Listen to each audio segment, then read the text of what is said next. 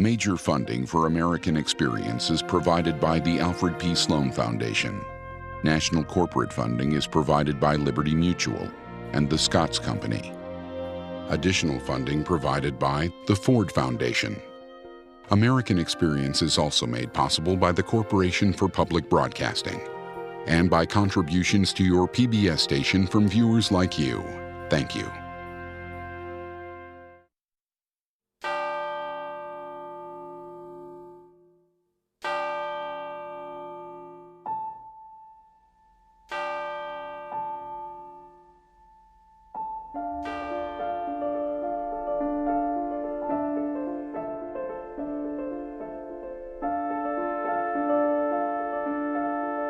Nobody joins a cult.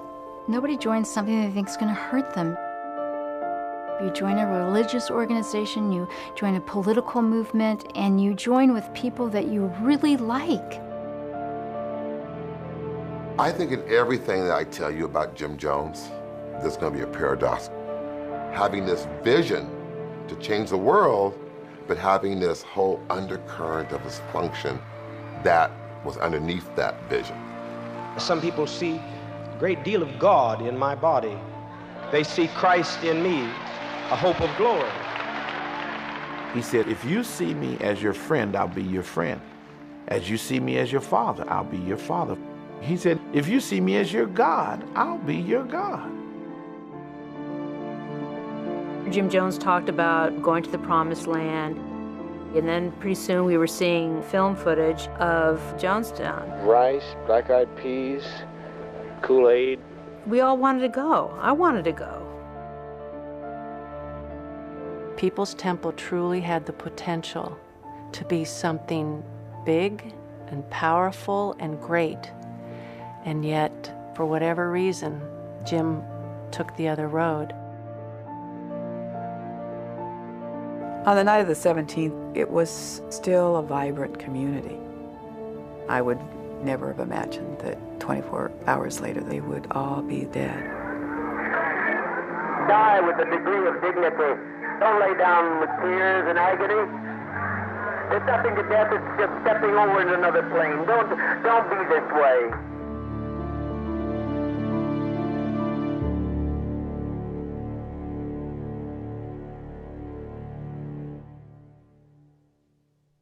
I vividly remember the first time that I met Jim Jones. My sister Carolyn had invited my parents and my younger sister and I to visit her in Potter Valley. We came, and there was this strange man in her house, and her husband wasn't there. Annie and I were sent out to go on a walk. When we came back, something had happened. Something terrible had happened, because everyone had red eyes except for Jim Jones. We didn't really get the story until we were in the car going home. He was carrying on an adulterous relationship with my sister. And because his wife couldn't relate to him as a wife, that Carolyn had taken over that role. Everything was plausible, except in retrospect, the whole thing seems absolutely bizarre.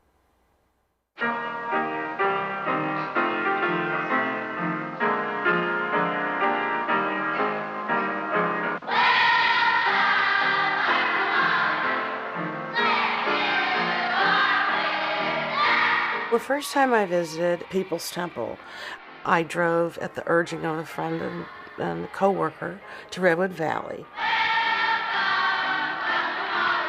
We all got suited down, neck tied and everything, and we were sharp. As soon as I walked in to the San Francisco Temple, I was home.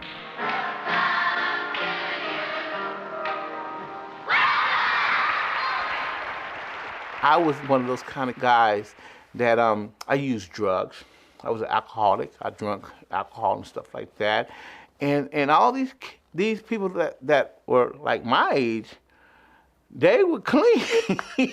Before I came here, I was taking LSD, marijuana, every type of dope you can imagine.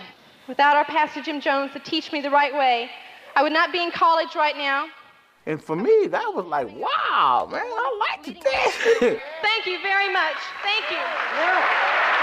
It was an interracial group, The choir was interracial, and they used to sing this song, "Never heard a man speak like this man before. Never heard a man speak like this man before. All the days of my life, ever since I've been born, I never heard a man speak like this man before." After they sang one or two songs, the whole place was lit up.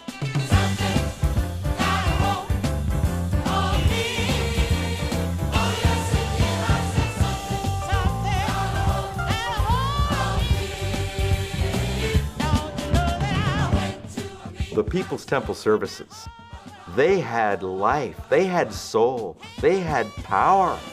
We were alive in those services.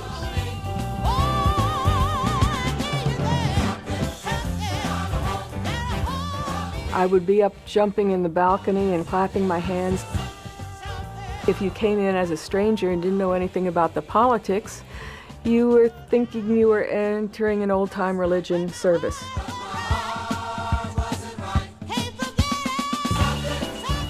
By the time Jones did come out to do his speaking, the table had already been set. I represent divine principle, total equality, a society where people own all things in common, where there is no rich or poor, where there are no races.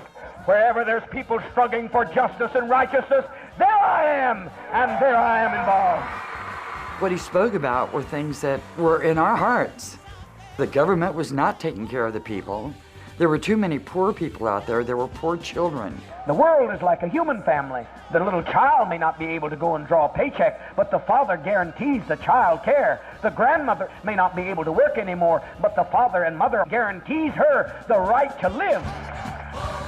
Every single person felt that they had a purpose there and that they were exceptionally special. And that is how he brought so many young college kids in, so many older black women in, so many people from diverse backgrounds who realized that there was something bigger than themselves that they needed to be involved in, and that Jim Jones offered that.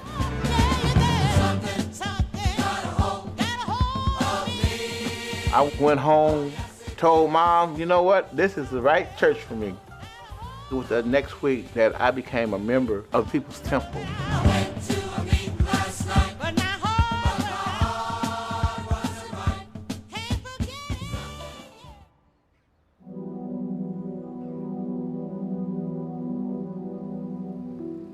There's a little town in Indiana. The moment I think of it, a great deal of pain comes. As a child, I was undoubtedly one of the poor in the community, never accepted, born, as it were, on the wrong side of the tracks. I grew up with Jimmy Jones. We started first grade together.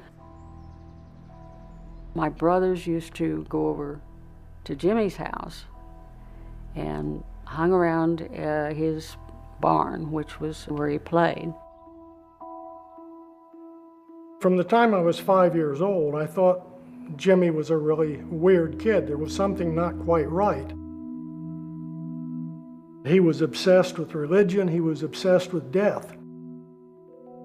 My brothers came back with stories of him conducting funerals for small animals that had died. A friend of mine told me that he saw Jimmy kill a cat with a knife.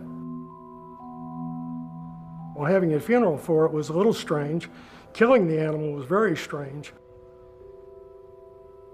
Jimmy's father did not work, did not have a job, and was a drunk.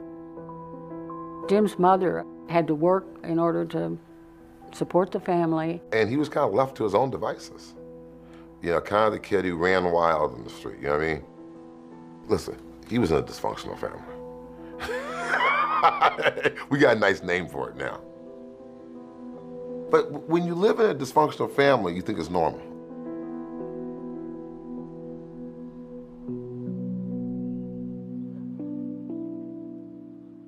Feeling as an outcast, I'd early developed a sensitivity for the problems of blacks. I brought the only black young man in the town home, and my dad said that he could not come in. I said, then I shan't, and I did not see my dad for many years. I'm a soldier. In Lynn, Jim Jones looked for community and couldn't find community in Lynn as a town, which had a population of, 1,000 people. But he did find community in the Pentecostal church. He saw that they were a surrogate home. He saw that the preachers were like father figures to their congregations, and that role represented power over the lives of your congregation.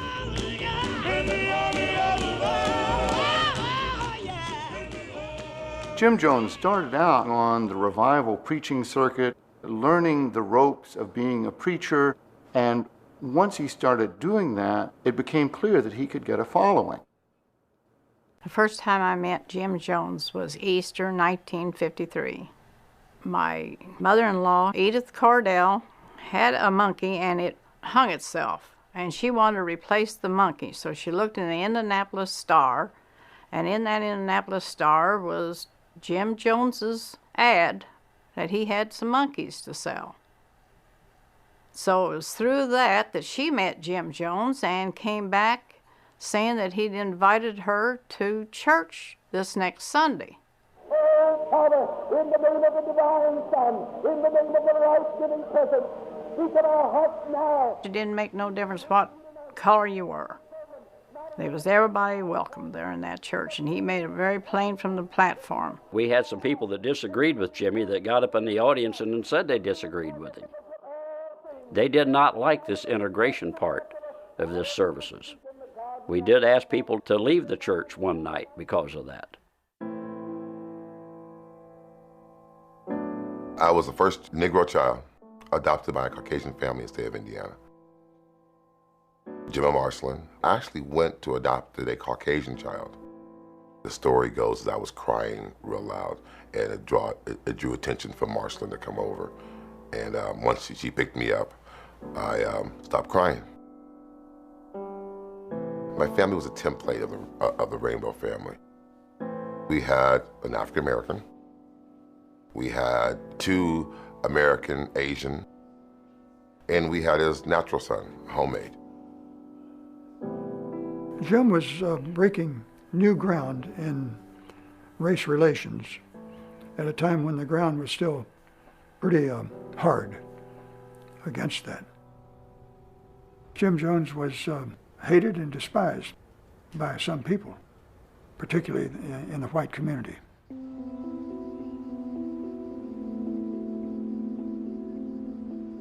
There had been pressures on him to leave Indianapolis. He thought that Indianapolis was too racist of a place for him to be, and he wanted to take his people out.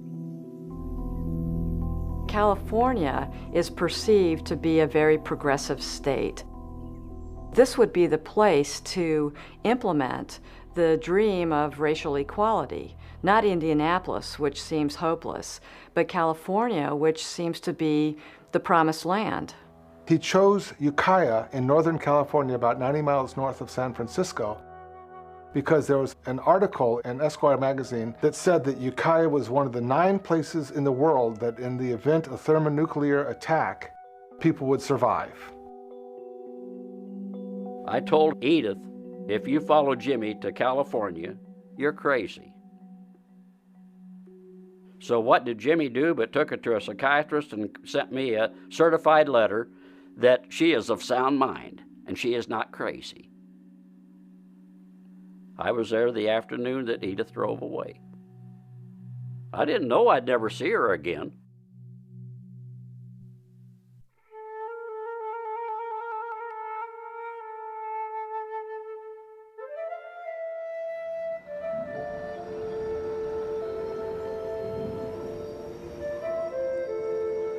The move to California was really fun. There were about 12, 15 cars driving across the United States and making that journey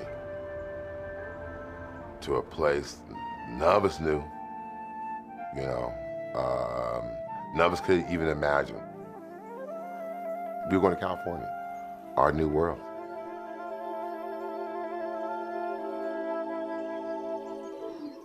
When I saw Redwood Valley, I couldn't believe my eyes because it was like a paradise. It was rural, it was green, there were grapevines everywhere, and I fell in love. I said, this has got to be a perfect way to live. Started with about 141 people, and from that we've grown to a very thriving congregation. We have about every level of society, all socioeconomic income strata, from professional down to the ordinary field worker, field labor. Really, it's beautiful to see that all these divisions have been broken down, not only race, but any differences of economic position. The focus of Jim's message was the taken from the Bible, where Jesus, in his earliest days, told people to sell all things and have all things in common. Jesus Christ had the most revolutionary teachings to be said, in the sense that he said to feed the hungry, clothe the naked, take in the stranger, minister to those the widows and afflicted in their suffering. And we feel that no one really tried Christianity too effectively, or the Judeo-Christian tradition. The membership increased substantially as he procured more and more Greyhound buses and fixed them up. And every summer he began this cross-country tour. The purpose of the bus trips was to spread Jim's beliefs about socialism and the world and how we can live a better life and about an integrated lifestyle. But behind that, I think it was to gather more members for the temple.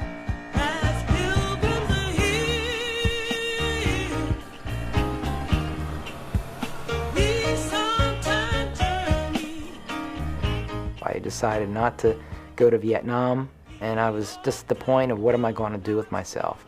I heard Jim Jones was going to be coming to Philadelphia and coming to Benjamin Franklin High School.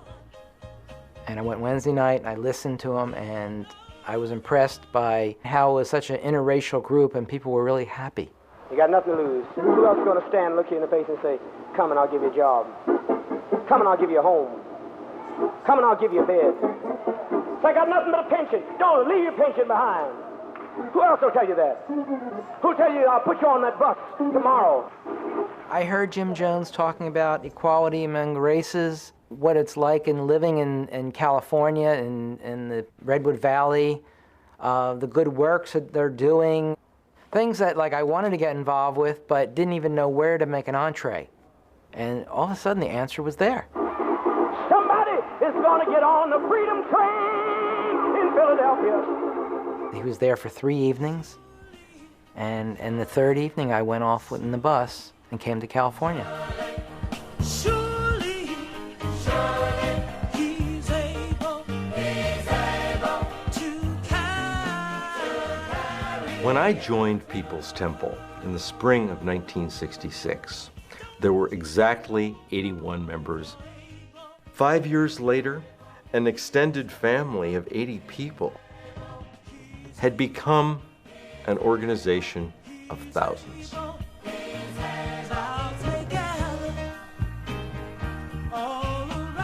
People's Temple really was a black church. It was led by a white minister, but in terms of the worship service, commitment to the social gospel, its membership, it functioned completely like a black church. He talked black, he really understood it. He understood how it was to be treated differently. And that's from his roots, coming out of Lynn. When people heard Jim, they didn't look upon him as being a white preacher, you know. People didn't look at Jim as being white. He was not white. He was just their preacher. You going to go to Texas with me when I have that campaign? I was just wondering whether I could go or not. I'm about to go. Why, of course you'll go. You went to Mexico with me. As older people joined, it took a year or so, and he'd convinced the people that, he was doing so much in the community. And so why not, rather than just tithe your 20%, why not sell your home? Give the money to the church. And that is what people began to do. Now, in this church, what have we done in a short time? We have 4 senior citizen homes that are the most innovating, the most beautiful you want to see. They had their own rooms, they had every need taken care of, they had their food provided. They were well looked after. Now, my home is stone block, and there's not a piece of new furniture in it. But our senior citizen homes, they're elegant. And that's beautiful. They were giving their life's money and savings to the church, but in exchange, the church was agreeing to take care of them in a community, not just in a nursing home. Surely, he's able to carry you through. Well, it got to the point where there were so many duties in the temple that some people had to become full-time. So when you were full-time temple, you worked about 20 hours a day. My week kind of ran like this. I'd work my regular job on Mondays, you know, from 8 to 5. Then I'd work on files. There were people who ran rest homes. There were animals to be taken care of. There were the publications. Everybody had a job. Wednesday night we'd have a meeting in Redwood Valley, and I'd go to the meeting till probably 10 or 10:30. We turned our paychecks over every time we got paid. And then we got an allowance, $5 a week. And Friday I'd go to work, and I'd get off of work, and I'd hop on the bus or drive the bus to San Francisco. If I had to go to the doctor, was taken care of. If I had to go to the dentist, it was taken care of. If I needed clothes, that was taken care of. And often on Saturday night we'd have planning commission meetings till 2 or 3 in the morning. We would always try to let each other know next day, well, how long did you sleep? Oh, I slept 2 hours. You only slept 2? Well, I slept an hour and a half. And then Sunday we'd have a Sunday morning service, and then around 1 o'clock, hop on the buses, drive up, drop people off in San Francisco, and drive up to Redwood Valley. The longest I ever stayed awake was 6 days, and that's with no coffee, no nothing. It changed over the years, but it was always busy. Being in an environment where you're constantly up, you're constantly busy, and you're made to feel guilty if you take too many luxuries like sleeping, you tend to not really think for yourself. And I did allow Jones to think for me because I figured that he had the better plan. I gave my rights up to him, as many others did. Edie?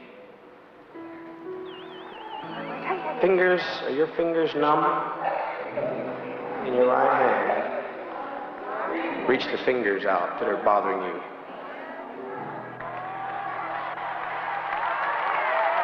Now, is the pain gone?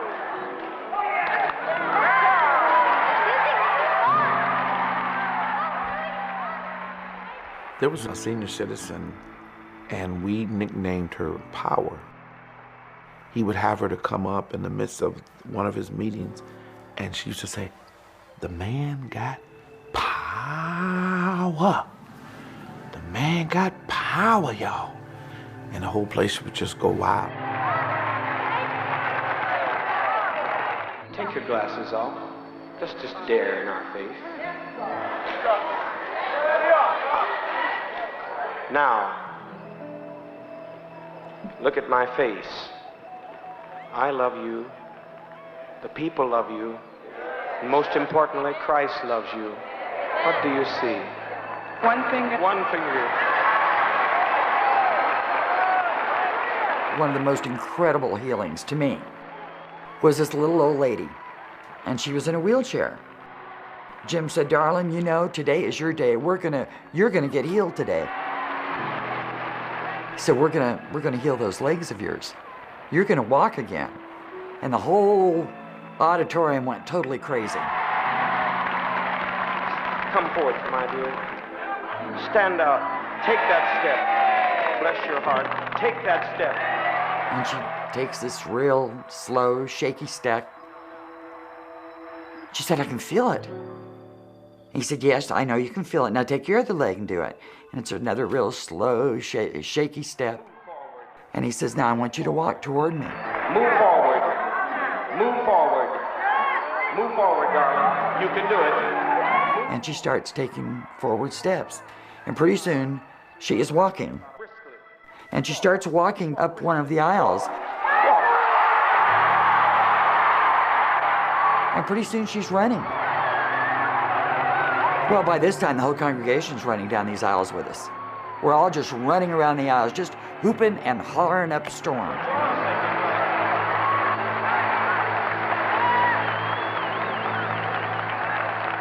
Later, I found out that this person that I had seen healed and cried with was really one of the secretaries made up to look crippled and blind. Never shall forget what he's done for me. Oh, what he's done for me. Oh,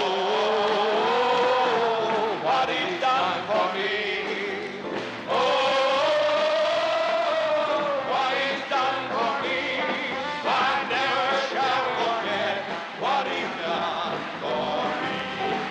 For those people that hadn't grown up in the apostolic world, Jim would say, you know, I know this is different for you, but for people to come from extremely religious backgrounds so that I can bring them forward to the message that's so important for all of us today, and that is activism, then I need to speak on each person's level. He said, a lot of you people, you Christian people coming in, you're so hung up on this Bible. He said, this black book has held down black people for the last 200 years. He said, but I'm going to show you this has no power. So he leaned way back like a football player, and he flung it. And when he flung it and let it go, the place got dead quiet. Like. And he waited till it hit the floor. Pow! When it hit the floor, he stood and he looked back and forth. He said, now, did you see any lightning come from the sky and strike me dead? You're going to help yourself or you'll get no help. There's only one hope of glory. That's within you. Nobody's going to come out of the sky. There's no heaven up there. We'll have to make heaven down here. And he said, what you need to believe in is what you can see. He said, if you see me as your friend, I'll be your friend. As you see me as your father, I'll be your father for those of you that don't have a father. He said, if you see me as your savior, I'll be your savior. He said, even so, if you see me as your God, I'll be your God. Said I never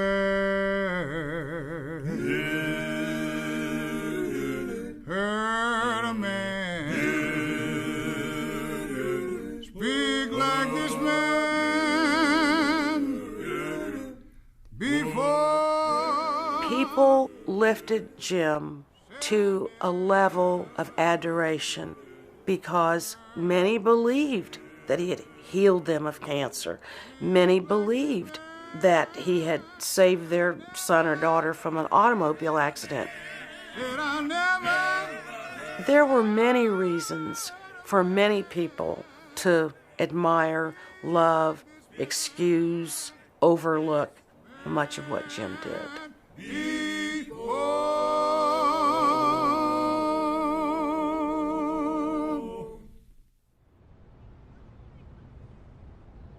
I had been in the temple for just a few months.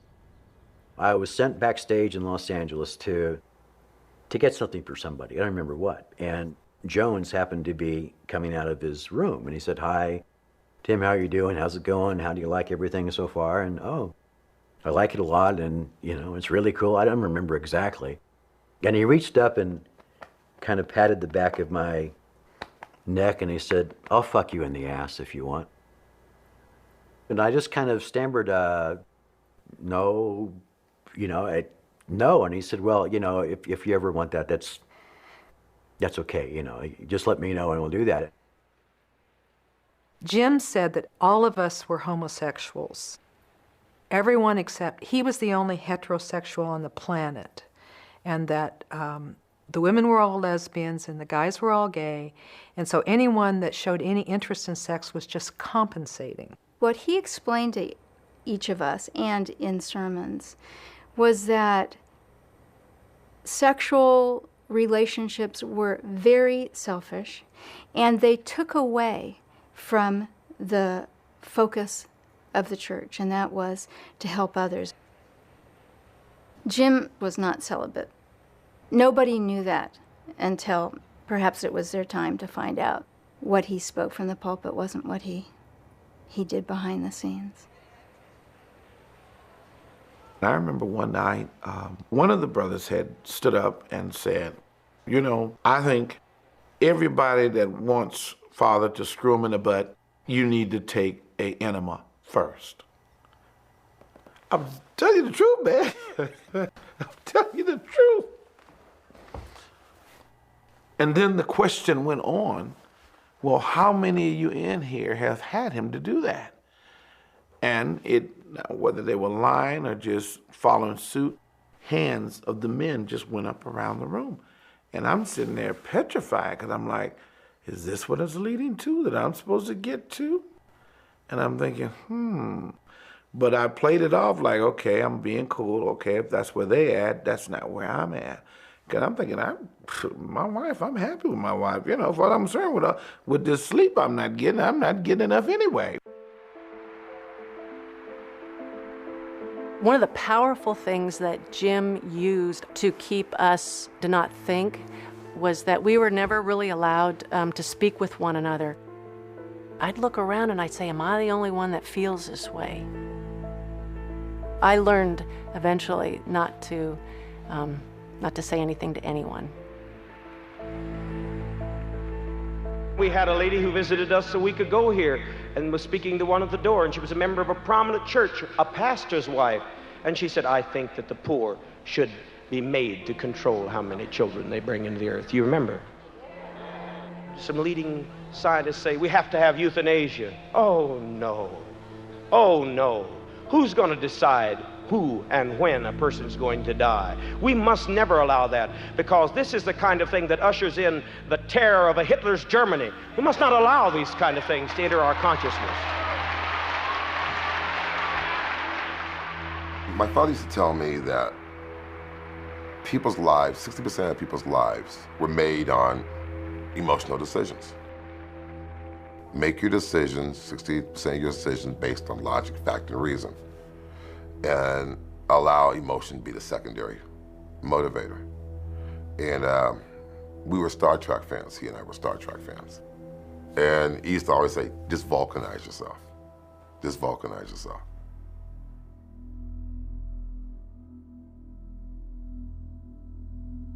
We were celebrating New Year's Eve. There were about 120 people. Jim started talking about our cause. And he said, this punch is going to be passed out to everybody here. We all drank our punch, and then, he said, you just drank poison. And we'll all die right here in the church together as one. The women were just screaming, oh no, my baby, my baby. And others just sat there. And all of a sudden, Jim says, that wasn't poison you drank. Jim said that this was a test of loyalty. He just wanted to see if we were truly committed to our cause, and that was how we would show it. Well, it wasn't about our loyalty, because we were demonstrating loyalty all the time. Coming there, being there in the meetings, sitting, listening, supporting, working. And I thought it had a lot more to do with Jim's sense of rehearsal. Did he feel like he was potent and omnipotent enough to really get people to kill themselves when he said so? And that frightened the hell out of me.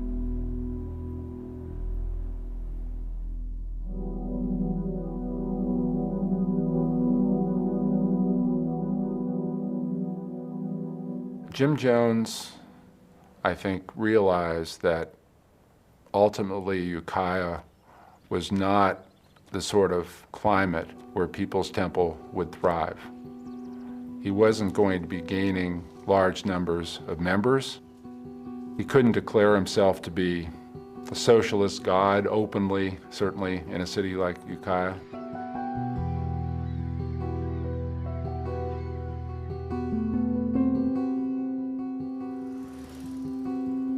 In San Francisco, Jones walked in on a sort of a wild kind of party where there was a lot of new faces and new sources of power. And there was a sort of feeling that smaller groups, neighborhood groups, activist groups had a bigger chance. I think the early 60s had been a time of great optimism. There was a belief that we could change the world through social movements. With various assassinations, Malcolm X, Medgar Evers, Martin Luther King, Robert Kennedy, There was definitely a feeling of hopelessness. The message of People's Temple was, no, the dream is alive.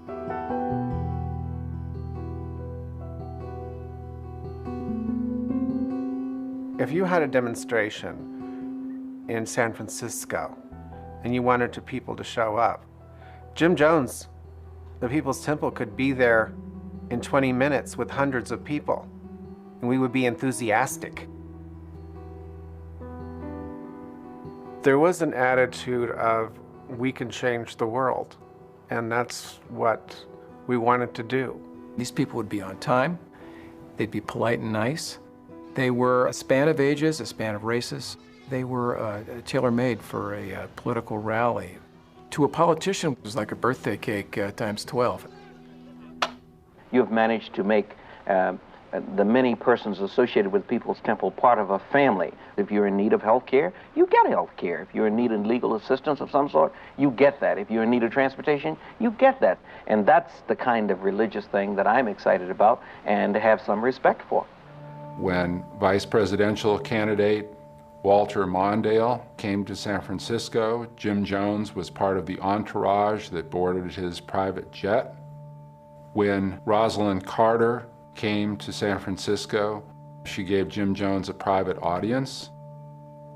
Jim Jones had political power that few people, let alone preachers, could have imagined.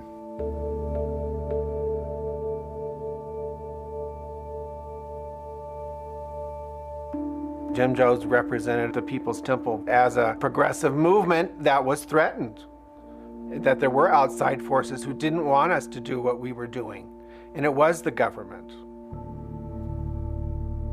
The government was infiltrating and wiretapping and trying to kill people or assassinate people. That's what was happening.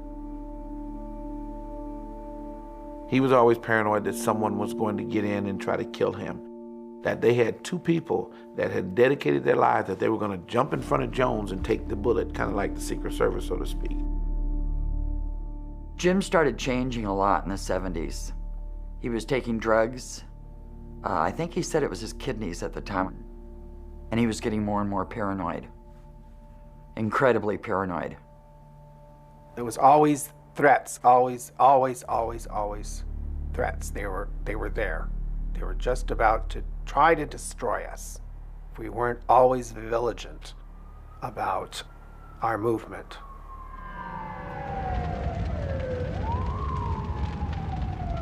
There was a fire in the San Francisco temple. The temple was burned down and had to be rebuilt. The fire proved they are out to get us. They so don't want us to do what we're doing. They've burned down the temple. They'll do anything to keep us from doing what we're doing, so we have to be even stronger. What about the fact that the Ku Klux Klan has increased 100 times in its membership? Where? Not Mississippi, I'm talking about New York State. It's the church's duty to have a police of protection for its people. December of '75, 90 of us went by plane into Guyana and saw where we were building the community there. See, they've made progress on the road and leveled it, clearing the 5 miles. And you're seeing in the distance housing complexes that are being built. What I saw that creation as being was building a city where we could move and raise our children outside of the oppression and the racism of the United States of America. When I first went into Jonestown, it was just a footpath in the rainforest. We had Indians in front of us with machetes, and we had Indians behind us with machetes. 300 miles into the jungle, we literally built a city in the middle of the jungle, in the middle of nowhere. Hello, family. It's such a joy and great pleasure being here because of Father's love. We are trying to make, and we are making, a place of refuge for all of you here. There's nothing at all that I have any holdings there. I do not want to go back in any way, shape, or form to the States. I love it here, and this is the place where all of you are going to be. Pretty soon we were seeing film footage of the first crew that went down there. We all wanted to go. I wanted to go. It looked like freedom.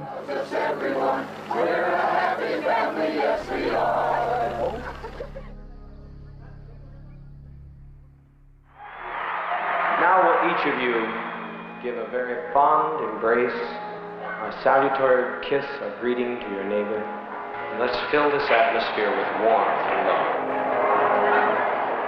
We thought of ourselves as one big family that did handle our own discipline.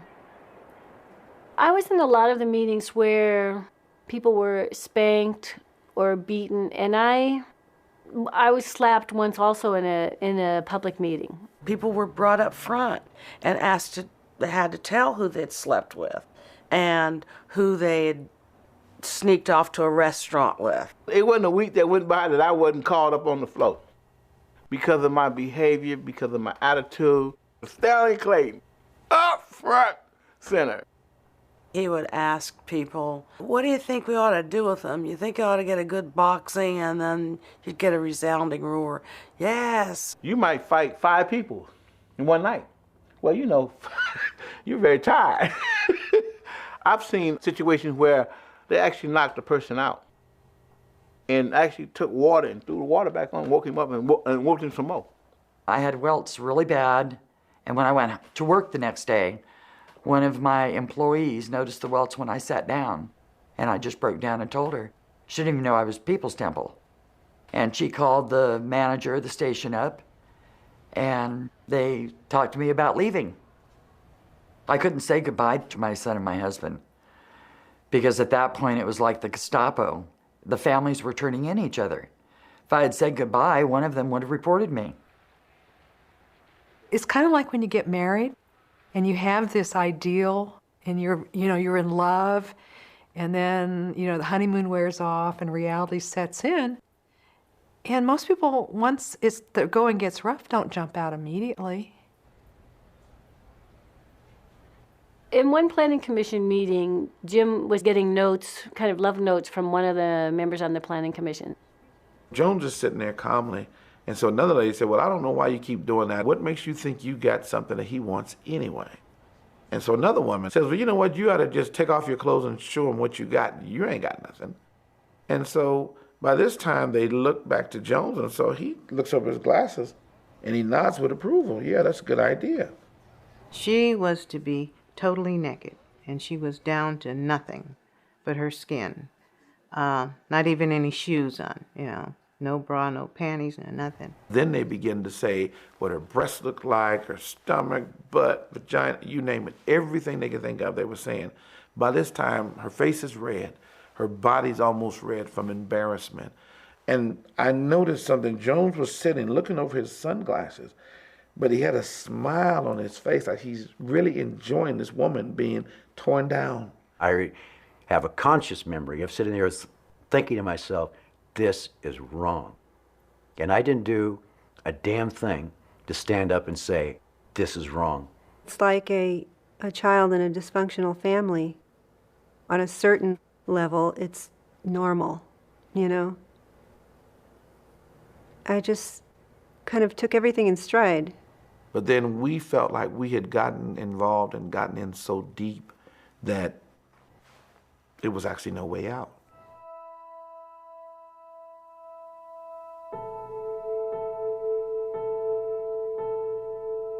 I traveled on bus 7, which was Jim's bus. And he sat down next to me. And I was sitting there and I thought, that's weird. It smells like alcohol next to me. And he leaned over and he said, do you know what you do to me? He had informed me that I was to come in, and on bus 7 there was a room in the back, which was like for just him. He had books, he had a desk, he had a bed. When everyone got off the bus at the rest stop, I went into his little room and I sat there and waited for him. And finally, he opened the door, and without any talk or anything, he just pulled down his pants and had sex with me. And as I lay there, frightened, not sure what to do, and as I shivered, he'd say to me, "This is for you. I'm doing this for you, Debbie."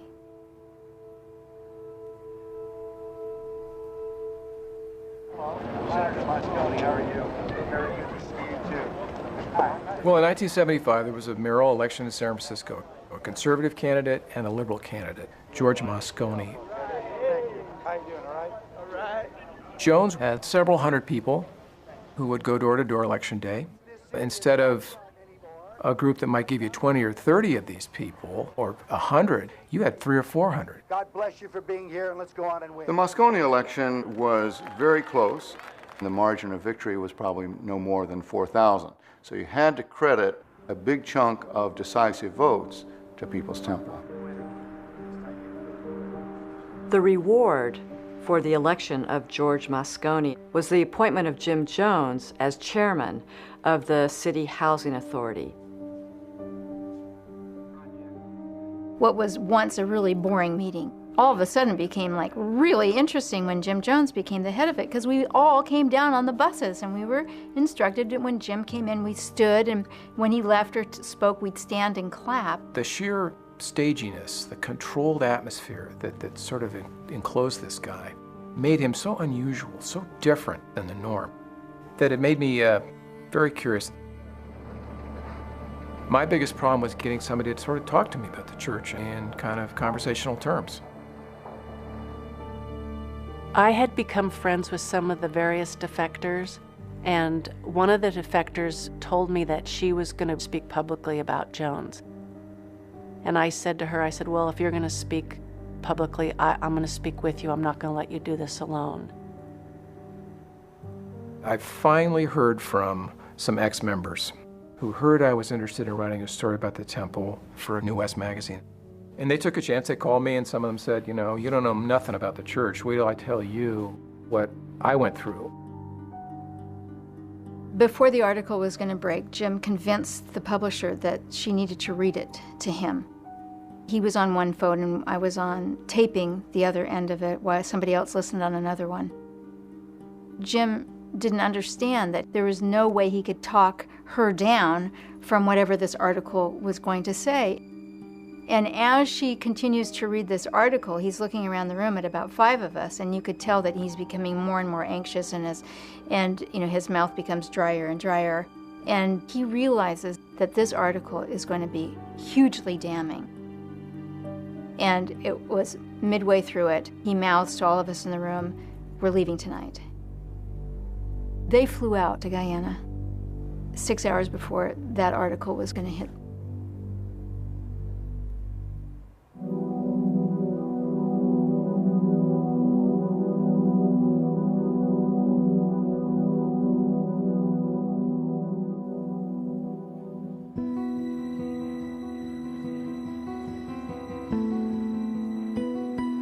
When Jim Jones decided that there was too much pressure, too much trouble to stay in San Francisco, he ordered the move to Jonestown, and it happened almost overnight. People were being taken to airports. There were people who were packing their belongings and leaving their homes with virtually no explanation to their family members as to where they were going or why they were going. Fred Lewis came home and found that his wife had taken their 7 children and gone to Guyana, along with all their possessions. My wife had gone over 3 months prior. I was waiting on pins and needles, and I was talking to her probably twice a week on the ham radio. And Leona Collier came up and said, "Okay, Eugene, it's your time. You're going over." Coming into Jonestown, we see a guard at the front gate, and you're all excited, and you're going down this road. The trailer comes to a stop, and then you can see the wooden pathway that leads to the pavilion, and you want to run. But you just try, I'm gonna be cool. And just as you reach the edge of the pavilion, people started rushing you that you knew. You know, my wife is there. I haven't seen my mother in over a year or so. And I'm just hugging people, and it's like I've arrived, and everything's gonna be okay now.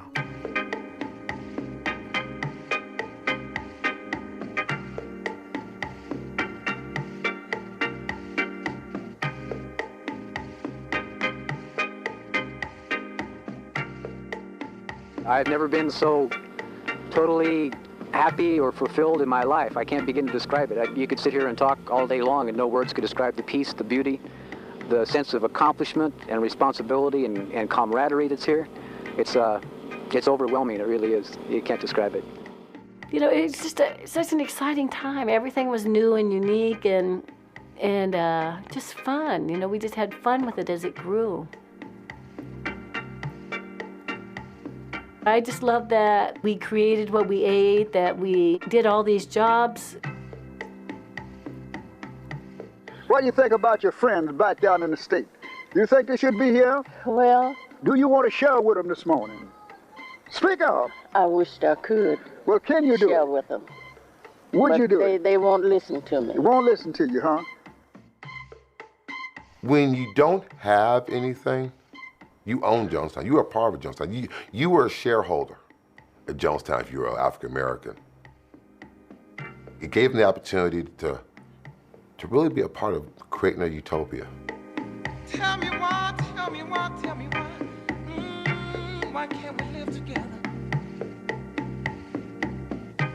Tell me why, tell me why. Why can't we live together? Everybody wants to live together. Why can't we live together?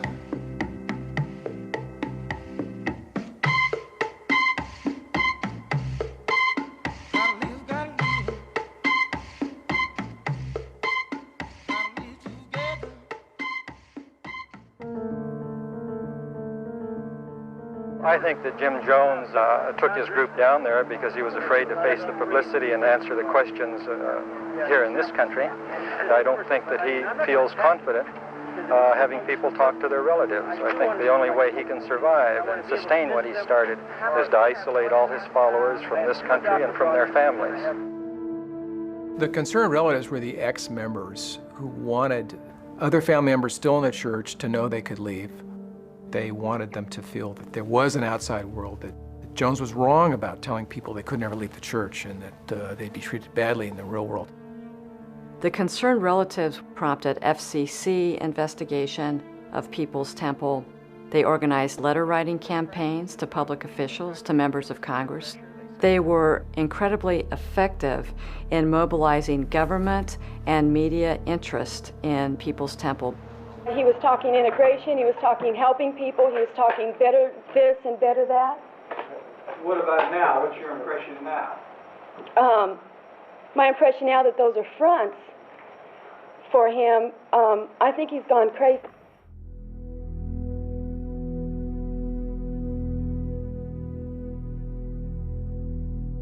When Jim Jones wasn't there, things tended to be a little bit lighter. You know, people would be dancing or singing. There'd be music in different cottages. But when Jones was present, it was very, very dark. It was almost like a dark cloud. In Jonestown, there was a speaker system, and only Jim spoke on it. And it went 24 hours a day, and he would tape himself. So in the middle of the night, all through the night, his voice was talking to you. The United States is calling for the removal of all blacks and Indians. So is England, and want to have their immigrant black Indian population removed in 6 months. We had no other radio or TV or communication with parents or any kind of, update that could show us really that there's a whole other thing going on besides what Jim was interpreting for us. I make my stand clear. Give us our liberty or give us our death. No matter where you were, you could hear.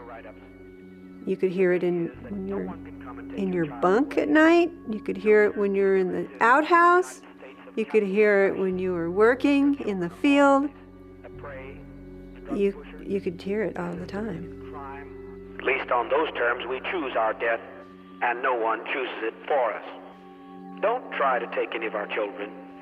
There was this pervasive sense of being under attack in Jonestown. He told them that things were just getting worse in the United States. They couldn't go back home. And not only that, but these forces were traveling to Guyana to destroy them there. You can't know how much of this conspiracy there is in the U.S. Maybe it's economics. Who knows what it is? I'm not even certain. But I do know it's real. It's obvious that Martin Luther King was murdered by a conspiracy. Malcolm X. Over the summer of 1978, all of us noticed that Jim seemed to be getting sicker. His harangues over the loudspeaker were getting more and more frantic and really just sounding more and more insane. He had gotten to the place that even his voice was becoming slurred. And he said it was because the nurse was giving him the wrong medications. But yet and still, every day, it was getting worse and worse. Every night at some point, his voice would come over the loudspeaker and he'd say, "I'm sending somebody out tonight. Somebody you know, somebody you trust. And they're gonna act like they want to leave. But this is a loyalty test, and you need to turn them in." A father would turn in a son, a husband would turn in a wife, a small child would turn in a parent. There was no freedom to express to one another what was going on because everything was suspect. The most forbidden thing to express was to leave. He had a real issue with separation. People could not leave him. He took it as a betrayal to the cause and to him personally. He said, "I really want to get away from here, and by Christmas I will be gone." By Christmas, do you want to be gone? Yeah, well, By Christmas, do you want to be gone? By Christmas, do you want to be gone? I would ask you, could I go home to make a trip to see my people? I have the power to send you home by Christmas, but it's not on Transworld Airlines. It's blasphemy. It's blasphemy to talk about going back when you have not been given any approval. Do you want to go home? Oh. Well, then be seated and shut your mouth and don't be in my face anymore.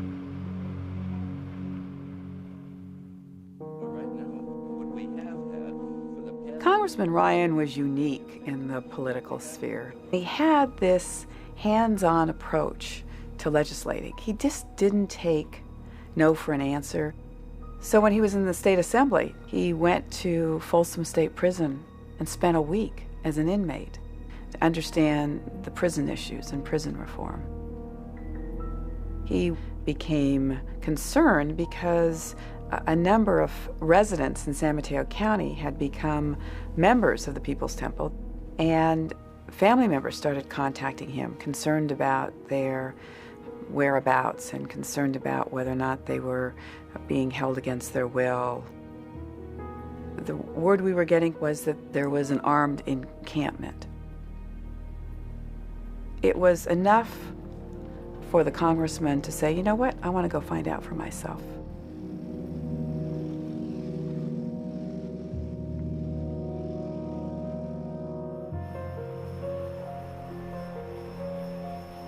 There was a lot of preparation for Congressman Ryan's visit. There was all these different scenarios that were presented. He wasn't going to let him in, he was going to let him in. We were going to wait for them to come in, and we were going to kill them all when they came in. I was very fearful about making the trip. I had a copy of the congressman's will and placed it in a particular drawer in my desk, just in case.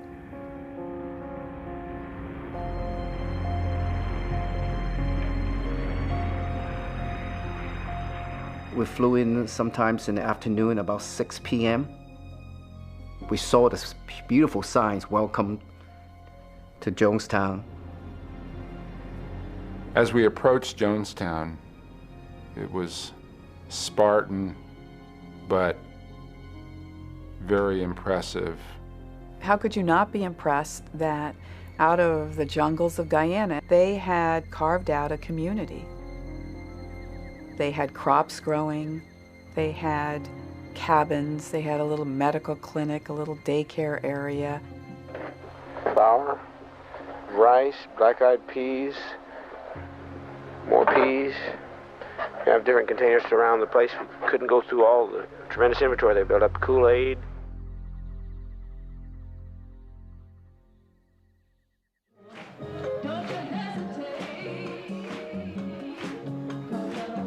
When Brides came, he came on a Friday night, and we put on a reception for him. The songs that we sang that night, it was people saying this is who we are and this is what we're about.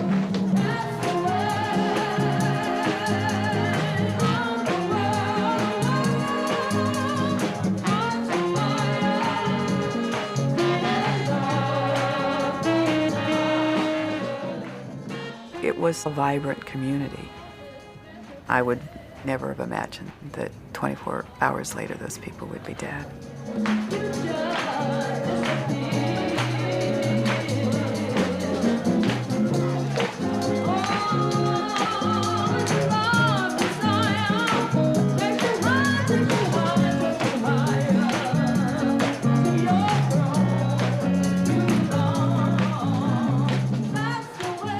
Everything up to that point was good. Everybody was thrilled that Ryan was thrilled. He just kind of praised us. I think that all of you know that I'm here to find out more about questions that have been raised about your operation here. But I can tell you right now that from the few conversations I've had with some of the folks here already this evening, that whatever the comments are, there are some people here who believe that this is the best thing that ever happened to them in their whole life.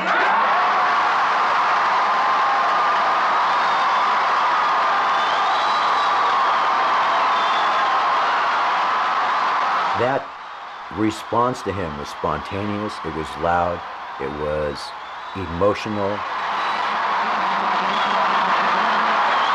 What I was feeling was, this is an opportunity that I can vocalize how much I believe in what we are doing here. The reporter next to me said, I've never felt anything like this before. And I said, because you haven't felt anything like this before.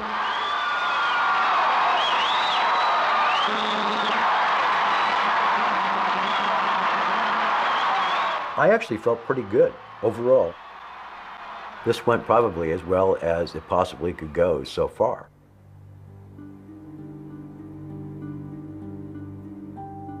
When Congressman Ryan came, I wanted to pass him a note. It said, help us get out of Jonestown.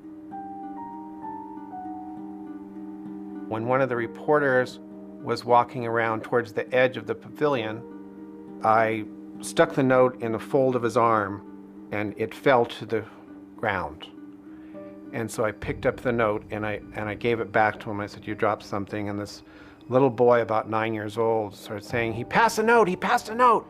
Don Harris, who was the NBC reporter, came up to me and Congressman Ryan and handed us these two notes from people that wanted to leave. So at that point, we knew that something was very, very wrong.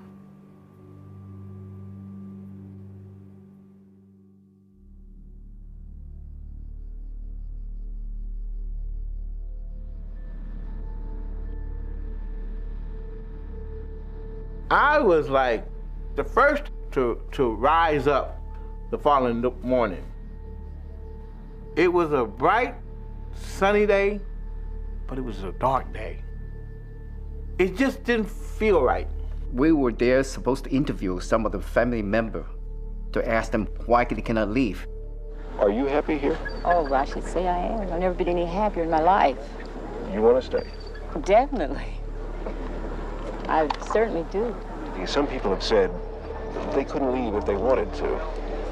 Do you think you could? Yeah, if I really wanted to, I'm free to go. If I was really wanted to, I'd be able to free to go.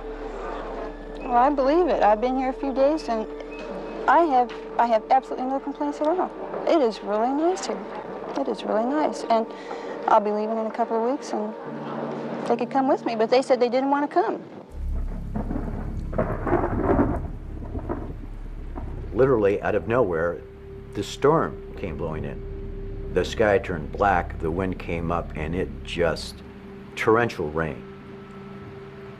But what I personally felt was that evil itself blew into Jonestown. It was about 11:30 in the morning. Edith Parks walked up to Jackie Spear and said, "I'm being held prisoner here, I want to go home." Now, do I both understand you to say that you both want to leave Jonestown on this date, November 18th, 1978? Yeah. Immediately, the whole vibe changed. I mean, just reporters said, "We got our story. You know, the story is here. It's happening right now." Jim Jones came to talk to me. And the first thing he said was, "Don't say anything to the reporters. They're all liars." The last words I heard from Jim Jones was, "I just want you to know that you can come back to Jonestown and visit your son anytime you want." Last night, someone came and passed me this note.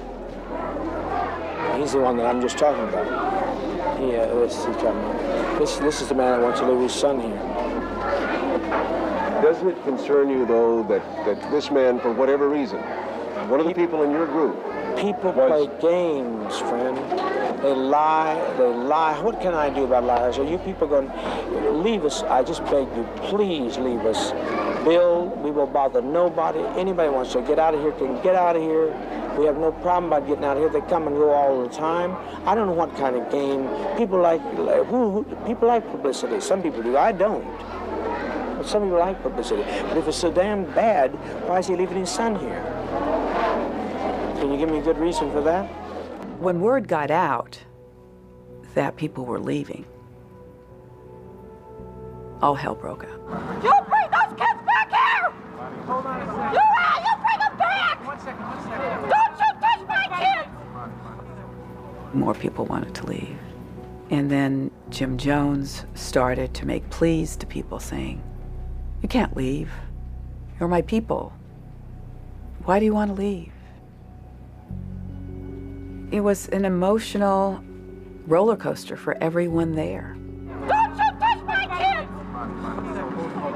Mother! Wait, I'm taking my kids! No! Jones was in the pavilion. At one point, he said, "Well, of course you can go if you want." But clearly that was not the message. The message was, "You are betraying me." I went and I spoke to the congressman in the pavilion. I told him, "You are in extreme danger. You need to leave." And he said, "You don't have anything to worry about." He says, "You have the Congressional Shield of Protection around you." And I just looked at him like he was totally insane. Congressman Ryan is directly across from me, and I saw this Temple member walk up behind him, and he was actually crying and shaking. And all of a sudden, he pulled out this knife and said, "All right, motherfucker, you're gonna die." We all jumped on him, and there were just screams of horror everywhere. We heard this great uproar in the pavilion, and the truck stopped. Shortly thereafter, Congressman Ryan starts walking out in this blood-stained shirt. Those of us in the news media viewed Congressman Ryan as a form of protection, a shield of the United States. What happened there in those few moments made it clear that nobody was safe.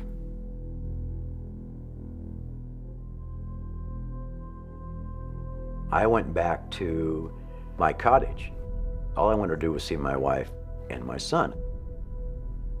Gloria and I were laid down on the cot, and we just held each other. And I said, "You know, I think we may all die." And she said, she kind of looked at me, and then she looked down at our son, who was playing on the floor with the toy, and she said, "You're scaring him."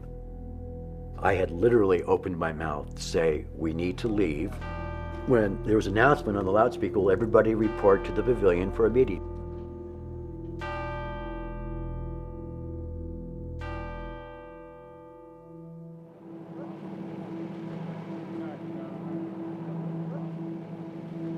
We drove back to the airstrip, Port Katoomba. All of a sudden, we saw a dump truck from far away arriving to this airstrip. We realized these people catch up from the people from Jim Jones. They're very close lieutenant to Jim Jones. These three guys, they get off the truck, walk around this area as though they were looking for somebody. They looked in people's faces, they stared at us for a little bit, but they didn't say one word, didn't ask anything. Right away, they walked back to the truck. They drove this truck all the way across the airstrip and stopped on this side of the plane. So literally, they cut us off from the jungle. We never know there's people hidden inside the dump truck. The moment they stopped shooting right away.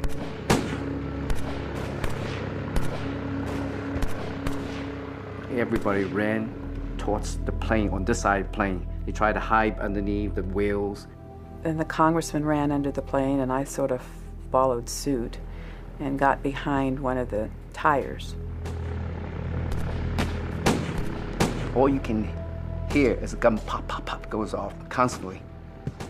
We lie flat on the tarmac at that moment. But shortly afterwards, I heard my partner, the cameraman, he yelled, "Oh shit," he said, he got shot. He was sitting up. There were people tumbling and yelling and letting out cries as they were hit. I was hit in my arm and wrist. I felt a tremendous explosion right next to my head. I got a tremendous pain ran through my arm and on my shoulder. I was literally shaking, but I didn't move. I took the pain and hold still. I was lying on my side, pretending that I was dead, with my head down, and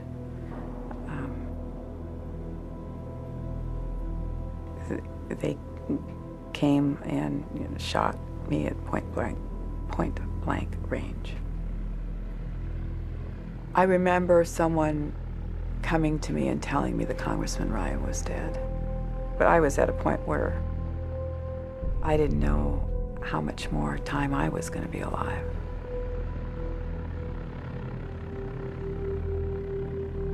The gun's dead, and all you can hear is one engine was still running, so all you can hear the engine noise, and that's it.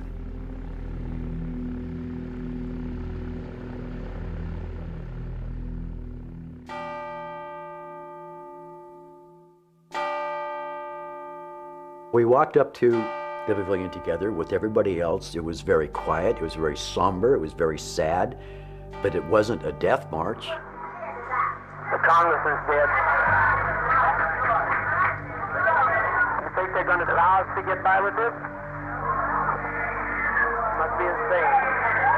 They'll torture some of our children here. They'll torture our people. They'll torture our seniors. We cannot have this. He said, well, we got to go. We got to get out of here. We got to go to sleep. Get the solution together. If we can't live in peace, then let's die in peace. Maria Katsaris walked up to him and whispered in his ear, and he looked at her and said, "Is there any way to make it taste less bitter?"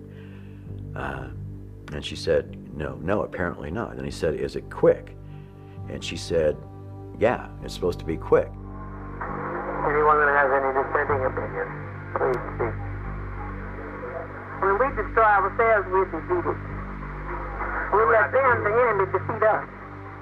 On the last day of Jonestown, Christine Miller stood up and said, "I don't want to die here. Why are we going to throw all this away? We've worked too hard." I look at our babies and I think they deserve to live. I agree. You know, but also they deserve nothing more. They deserve peace. We all came here for peace. Is it too late for Russia? She's calling Jim Jones on some of the things that he has promised them that they were going to do.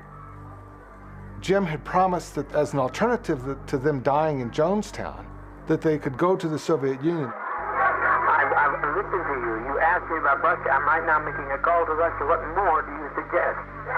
Eventually, the rhetoric ratchets up enough that she is shouted down.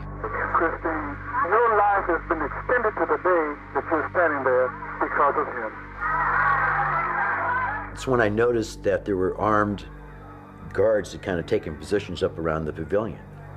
I'm thinking, where did all these fucking guns come from? Jones came down off the podium and he said, hey, we gotta do this. We gotta go. That if we don't go this way, we're gonna go like this.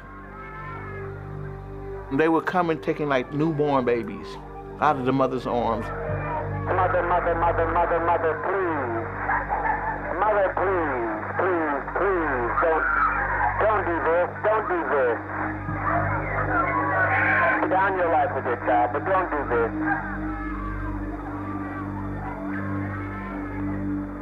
There was a young kid, his name was Thurman. When he came inside, he bumped into me.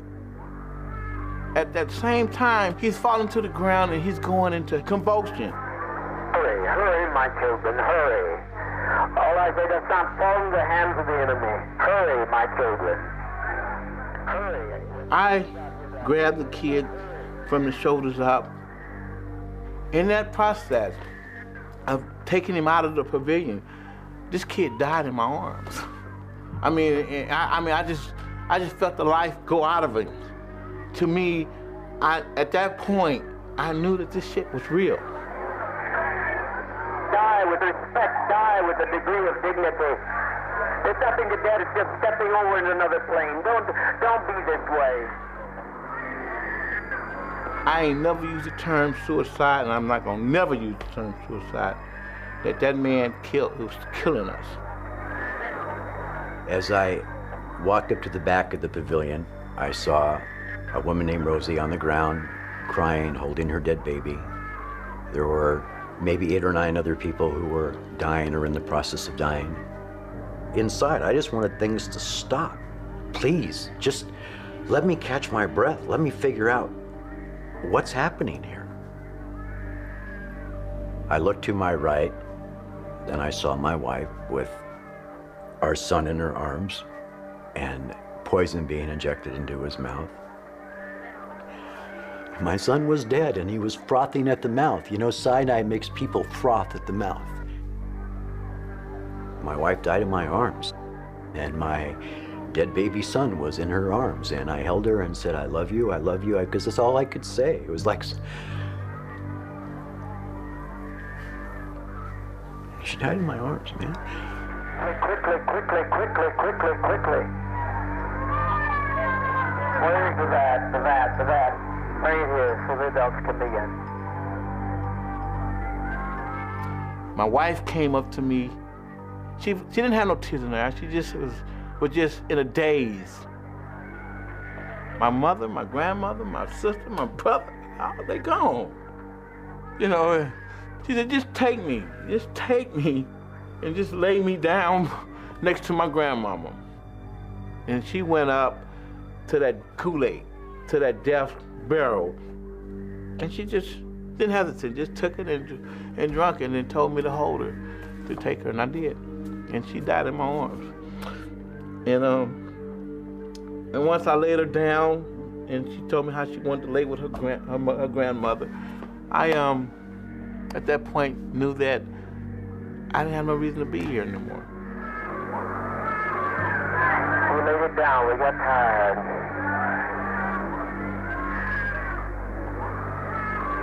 We didn't commit suicide, we committed an act of revolutionary suicide protesting the conditions of an inhumane world.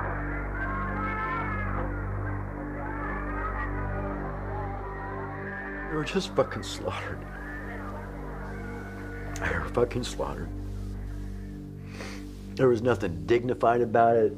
Had nothing to do with revolutionary suicide. Had nothing to do about making a fucking statement.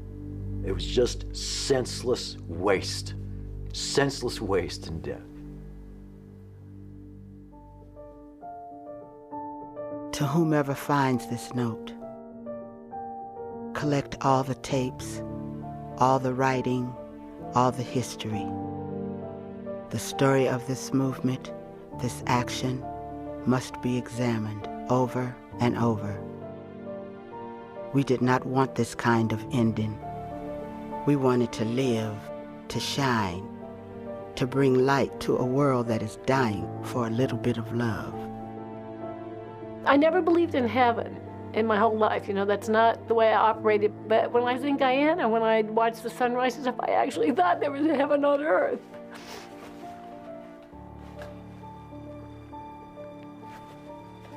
And now I can't believe in heaven anymore. There's quiet as we leave this world. The sky is gray. People file by us slowly and take the somewhat bitter drink. Many more must drink. I'm saddened because it didn't work out, because it just seemed so beautiful. And I'll say this about November 18th. I felt I'd lost a family, and I knew I had lost my children. A teeny kitten sits next to me watching. A dog barks. The birds gather on the telephone wires. Let all the story of this people's temple be told. We were people that we wanted to make a change. It's a shame it didn't happen. It might not never happen. But one thing I can say, at least we tried. And we didn't sit back and wait on the laurels of somebody else to try it. Yes, we tried it. Yes, it was a failure. Yes, it was very tragic. But at least we tried. If nobody understands, it matters not. I'm ready to die now. Darkness settles over Jonestown on its last day on earth. I'd never had any dreams of Jonestown until this one dream came. I could see myself in Jonestown walking. And when I looked to my left, there was my son. He was standing in the middle of a duffel bag. And just right when I got ready to reach to touch his head, he pulled the bag up like this, and the bag fell, and he was gone.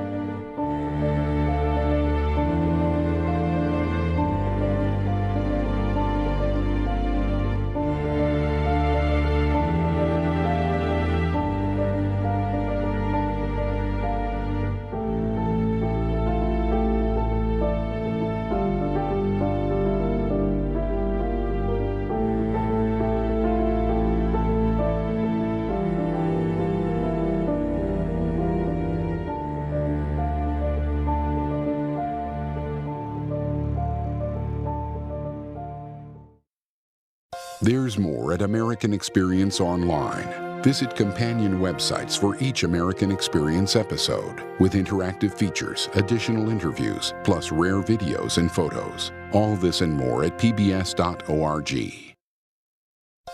Major funding for American Experience is provided by the Alfred P. Sloan Foundation. National corporate funding is provided by Liberty Mutual and the Scotts Company. Additional funding provided by the Ford Foundation. American Experience is also made possible by the Corporation for Public Broadcasting and by contributions to your PBS station from viewers like you. Thank you.